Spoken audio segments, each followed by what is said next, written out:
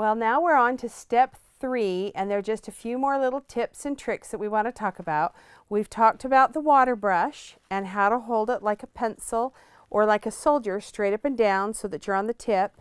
We want to talk about that there's different water brushes. This particular water brush is thin and it's long bristled, and so it has a lot of buoyancy to it.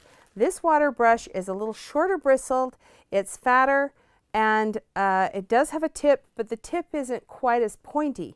So if I was to get into small detail areas, I would like the long bristled with the very fine tip.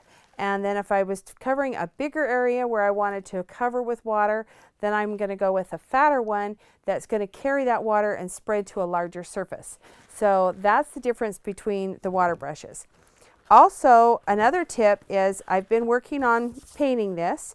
I've come in and I've darkened in some areas so I have a lot of contrast. I've left some places white so that just lets it pop right off the page. And I don't want to lose all of it and muddy it. And so you just want to apply one color at a time like we talked about. The thing with this paper is it is not watercolor paper. It is as close as we can get to having it be affordable and have it be a water soluble type paper to work with. So it can leave a bumpy surface if you use a lot of water. And so one of the things you can do is take this to your ironing board, and these do tear out of the books easily. I'm going to show you how that works because they do come perforated. So you can bend it over and it just tears away really easy right out of the book, just like that. So you're ready to take it and frame it and do whatever you want to do in the next step. This type of paper does rip really fun along the edges, and you can take any of your distress ink pads and go through and distress around the edges if you want to add that antique-y feel to it, or you can just pop it in an 8x10 frame opening because we've sized it to go ahead and work that way. Makes it really easy for those of you who want to use it for the decor. The other little tip that I would say is this type of paper, you can use the type of paints that are spritz bottles. So they add like glitter. There is all kinds of new markers out there that do have glitter.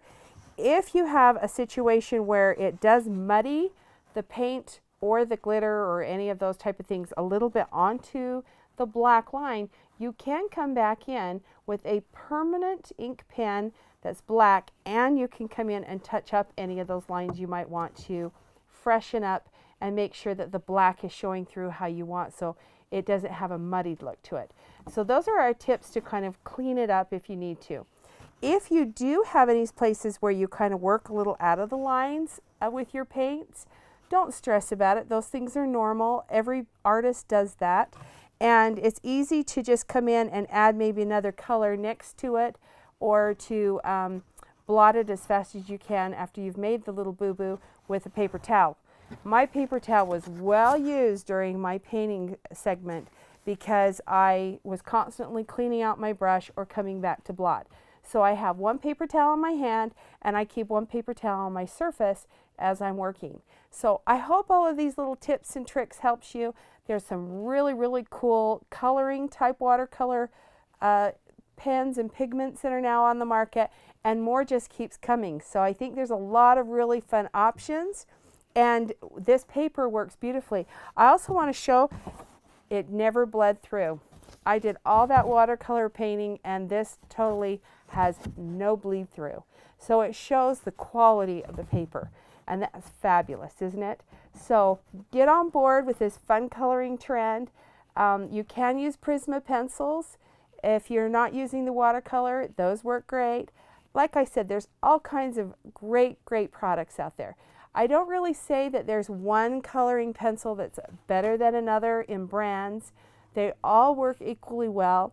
Some have more colors in the palette that you buy, maybe a little softer lead that's a little easier to work with. So as you're using your paints, it's going to come off a little darker and easier. So you might want to test some before you buy to see how the color comes off as a dry paint onto a paper surface before you buy your paints. Also, if you drop your pencils that are watercolor pencils, people have found that it will break the lead, so as they sharpen them, then they'll get breakage within the pencil. So be sure you're careful with them, that you store them in a case or something like that there together.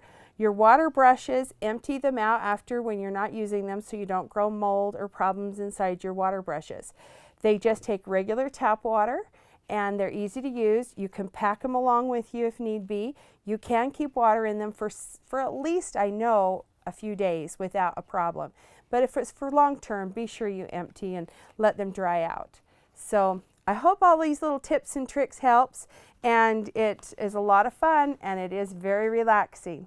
So enjoy yourself, and thank you for watching this with ADORNit.